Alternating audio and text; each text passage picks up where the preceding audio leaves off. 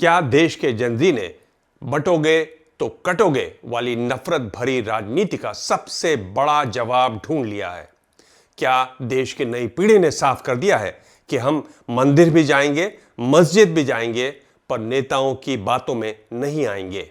उर्स में शामिल जनजी मुसलमान शाकाहारी लंगर बांट रहा है, कांवड़ ले जा रहा जनजी शिव भक्त जनाजे को रास्ता दे रहा है। ये सब आखिर क्या हो रहा है? क्या ऐसा करके दोनों तरफ के युवा बंटवारे की राजनीति का अंतिम संस्कार करने वाले हैं? क्या डर की राजनीति का जनाजा ही निकलने वाला है? क्या 40 करोड़ युवा एकजुट होकर ऐसा कर पाएंगे और धर्म के नाम पर बांटने वाले नेता ऐसा होने देंगे? नमस्कार, मैं हूं दिबांग, आप देख रहे हैं दिबांग ऑफिशियल।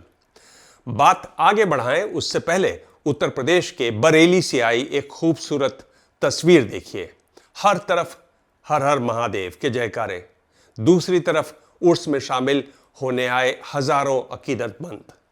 कई रास्तों पर दोनों एक दूसरे के आमने सामने, दोनों तरफ बड़ी भीड़। भीड़ के दोनों हिस्से के धर्म अलग अलग, लेकिन कहीं कोई टकराव नहीं, कहीं कोई संघर्ष नहीं। फिर मेरठ से उससे भी ज्यादा खूबसूरत तस्वीर आती है। कांवड़ मार्ग पर हजारों शिव भक्त आगे बढ़ रहे हैं। उसी रास्ते को पार करके एक मुस्लिम परिवार 40 साल के व्यक्ति का जनाजा लेकर गुजर रहा है। यह देखकर कांवड़िए रुक जाते हैं।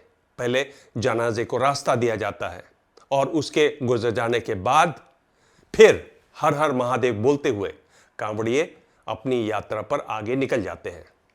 अब सवाल यह है कि ये दो मामूली घटनाएं हैं या ये भारत में धर्म को अपने तरीके से देखने वाली नई पीढ़ी अपने बारे में कुछ बता रही है?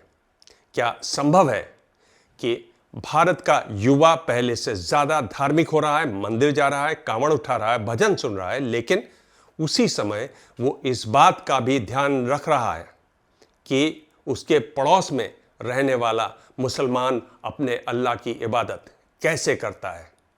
और अगर ऐसा हो रहा है तो फिर उस राजनीति का क्या होगा जिसका सबसे बड़ा, सबसे धारदार और सबसे भरोसेमंद हथियार ही डर है?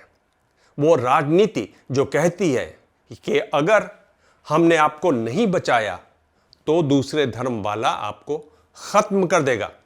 आज युवा समझ चुके हैं कि नफरत की फसल यूं ही नहीं उगती, उसे बोया जाता है। भाषणों में, नारों में, चुनावी मंचों पर और उन चुप्पियों में जहां सच बोलने की हिम्मत होनी चाहिए। नेता जानते हैं डर से ही उनकी जीत का रास्ता खुलता है, तभी उसके लिए एक दुश्मन जरूरी होता है। दूसरी बड़ी बात, दुश्मन होता है तो मुद्दे पीछे छूट जाते हैं, मुद्दे छोटे हो जाते हैं। दुश्मन जिम्मेदारी और जवाबदेही से बड़ा हो जाता है और नेता यही चाहते हैं। यानी ये दुश्मन उनकी कई कई तरह से मदद करता है। बेरोजगारी पर सवाल मत पूछो, महंगाई पर बहस मत करो, बस किसी समुदाय का नाम लो और भीड़ में गुस्से की आग भर दो। बड़ा सवाल है, क्या जरूरी है लोकतंत्र या ध्रुवीकरण? क्योंकि नफरत से वोट मिल सकते हैं मगर देश नहीं बनता। सत्ता तो आती जाती है, समाज की दरारें पीढ़ियां भुगतती हैं। इस बदलाव को समझने के लिए अब दोनों घटनाओं को थोड़ा और गहराई से समझते हैं। बरेली, जिसे इस्लाम की सुन्नी विचारधारा का बड़ा केंद्र माना जाता है और जहां से निकली बरेलवी विचारधारा आज करोड़ों मुसलमान मानते हैं, वहां उर्से रज़वी की कुछ तारीखें इतिहास में पहली बार इसलिए बदल दी गईं ताकि ठीक उसी समय वहां से गुजरने वाले कांवड़ियों को कोई समस्या न हो। और जिस दिन दोनों धार्मिक यात्राओं का सामना होना टाला नहीं जा सकता, उस दिन के लिए यह तय किया गया कि साझा रास्तों पर मांसाहारी भोजन नहीं परोसा जाएगा। और कुछ रिपोर्ट्स कहती हैं कि उर्स के इतिहास में पहली बार उन रास्तों पर शाकाहारी लंगर बांटा गया। यानी एक समुदाय ने अपनी धार्मिक परंपरा छोड़ी नहीं, बल्कि उसने दूसरे समुदाय की धार्मिक भावना के लिए थोड़ी जगह बना दी, और दोनों बड़े आयोजन बिना किसी सांप्रदायिक टकराव के निकल गए। पुलिस चाहे तो इसका क्रेडिट अपने रूट मैनेजमेंट को दे सकती है, सरकार चाहे तो इसे अपनी लॉ एंड ऑर्डर की सफलता बता सकती है, लेकिन पुलिस किसी आदमी को आदेश देकर किसी और के धर्म का सम्मान नहीं करा सकती। बैरिकेड्स भीड़ रोक सकता है, मन में सम्मान पैदा नहीं कर सकता। और इसका सबसे साफ उदाहरण मेरठ में दिखाई दिया। सिवाया गांव में रहने वाला 40 साल का निजाम, दिल के दौरे से उसकी मौत हो गई। कब्रिस्तान दिल्ली देहरादून हाईवे के दूसरी तरफ था। सड़क पर हजारों शिव भक्त आगे बढ़ रहे थे, लेकिन जब उन्होंने सामने जनाजा देखा तो कुछ कांवड़िए खुद आगे आए, बाकी कांवड़ियों को रोका, मानव श्रृंखला बनाई, डीजे को कुछ देर के लिए बंद कर दिया और पहले जनाजे को रास्ता दिया। जनाजा निकल गया, उसके बाद फिर से यात्रा शुरू हुई। इस दौरान पुलिस भी मौजूद रही, लेकिन मानव श्रृंखला पुलिस ने नहीं बनाई, कांवड़ियों ने बनाई। और यही एक तस्वीर इस पूरी कहानी को समझा सकती है। आस्था अपनी अपनी हो सकती है, लेकिन रास्ते साझा होते हैं। प्रार्थना का तरीका अलग अलग हो सकता है, लेकिन जिस जमीन पर मंदिर या मस्जिद है उसका कोई धर्म नहीं होता। उस जमीन पर दरगाह बन जाती है तो कभी उसके पास ही गुरु की समाधि भी मिल जाती है। लेकिन राजनीति ऐसे सारे साझा रास्तों पर बंटवारे की बाड़ लगाना चाहती है। वो बंटवारे की बाढ़ से बढ़ती है, और ये कोशिश किसी एक तरह से नहीं, हर तरह से होती है। 4 अगस्त को उत्तर प्रदेश के मुख्यमंत्री केशव प्रसाद मौर्य ने मदरसों को लेकर कहा कि वहां पढ़ने वाले लोगों में आतंकवादी जैसी मानसिकता विकसित होती है। अब जरा इसकी टाइमिंग समझिए। कुछ ही महीनों में यूपी के विधानसभा चुनाव होने वाले हैं। वही यूपी जहां के मुख्यमंत्री खुद 80-20 और बंटोगे तो कटोगे वाले नारे देने के लिए देश के कट्टर हिंदुओं की बड़ी पसंद माने जाते हैं। उसी यूपी सरकार के उप मुख्यमंत्री उनसे बराबरी के लिए बिना किसी सबूत के एक पूरी शिक्षा व्यवस्था और उसमें पढ़ने वाले लोगों को आतंकवाद की मानसिकता से जोड़ रहे हैं। जैसे जैसे चुनाव आएगा वैसे वैसे ये कोशिशें और बढ़ेंगी और नफरत की बातें सुनाई देंगी। दूसरे छोर पर मौलाना साजिद रशीदी की भाषा भी देखिए। उन्होंने हिंसा करने वाले, नशा करने वाले और तोड़फोड़ में शामिल कांवड़ियों को आतंकवादी कह दिया। उन्होंने मानसिकता की बात नहीं की, सीधे कुछ कांवड़ियों की हरकत को निशाना बनाया, उन्हें आतंकवादी कह दिया। उपद्रवी नहीं, सीधे आतंकवादी। हालांकि उनके खिलाफ मुजफ्फरनगर में धार्मिक भावनाएं आहत करने के आरोप में एफआईआर दर्ज हो चुकी है। लेकिन सवाल है कि इन बयानों से क्या करने की कोशिश हो रही है? बंटवारे की वही कोशिश जिससे नेता थकते नहीं हैं। लेकिन शायद देश के युवा ने अब कहना शुरू कर दिया है, बहुत हुआ, बंद करो, please stop it, enough is enough. इसलिए चाहे नेताओं और उनके लिए काम करने वालों के मुंह से नफरत निकल रही है, लेकिन सड़क पर आम लोग इससे ठीक उल्टा कर रहे हैं। उर्स वाला कांवड़िए की भावना का ध्यान रख रहा है, कांवड़िया मुसलमान के जनाजे को रास्ता दे रहा है। और इसलिए कहीं ऐसा तो नहीं कि सड़क पर खड़ा आम भारतीय मंच पर खड़े कुछ नेताओं और धर्म गुरुओं से ज्यादा समझदार निकल रहा है।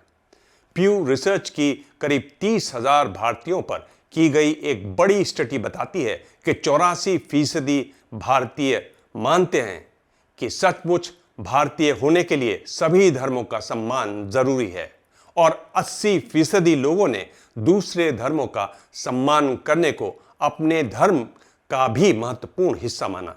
2024 में लोक नीति और CSDS के दिल्ली में 1290 फर्स्ट टाइम वोटर्स पर किए गए सर्वे से पता चला कि इन मतदाताओं की बड़ी चिंता नौकरी और महंगाई के साथ धार्मिक समुदायों के बीच बढ़ता तनाव भी है।